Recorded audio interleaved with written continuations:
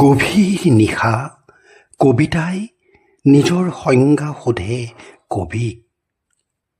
কবিয়ে লিখি যায়, কবিতা জীৱনৰ সূতাবোৰত তেজ ভৰা শব্দৰ জীয়া জীয়া ফুল চানেকি, অশান্ত প্ৰশান্ত সময়ৰ শলিতাৰে জ্বলি থকা এগচি আশাৰ চাকি।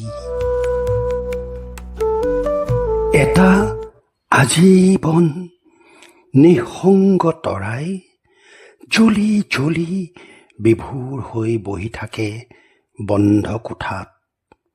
সন্মুখৰ কাগজত আঁক আখৰৰ কটাকটি, হেতেলিত ছটফটাই থকা এখন শোকাৰ্ত সাগৰে আহি ঘেৰি ধৰে ৰাতিৰ পৃথিৱী। শেষ নিশা জীৱনে নিজৰ সংজ্ঞা বিচাৰে কবিক।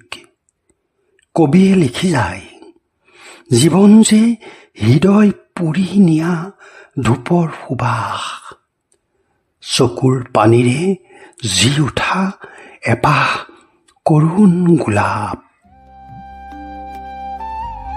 অৱশেষত বিনিত্ৰ ৰজনীৰ পিছত আহে এটি আহাৰৰ পুৱা, পদূলিৰে ফুলৰ তাপ তিয়াই সোমাই আহে এজাক বৰষুণ। দুৱাৰমুখত আগবাঢ়ি ৰৈ যায় এখন আকুল নে অসহায় হাত।